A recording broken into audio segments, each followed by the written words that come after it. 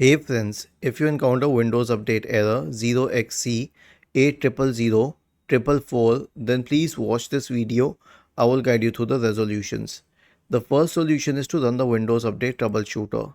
So right click on the Start button, select Settings from the menu, and then go to the System tab. On the list on the left hand side, select Troubleshoot in the right pane.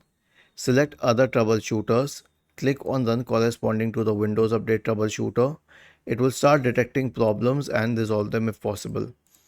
The next one is to reset Windows Update components. So we have a script for you. All you need to do is copy the script, search for command prompt in the Windows search bar, click on Run as Administrator, paste the script here and hit enter. It will stop the services associated with Windows updates. It will delete the Windows Update profile. It will delete the contents of the software distribution in cat2 folders. It will re-register all the associated DLLs. It will reset WinSock. And then finally, it will restart the services associated with Windows updates. Was this helpful? If yes, then please subscribe to the channel. If not, then let us know in the comment section of the video on how we could help you further. Thank you for watching this video and have a nice day.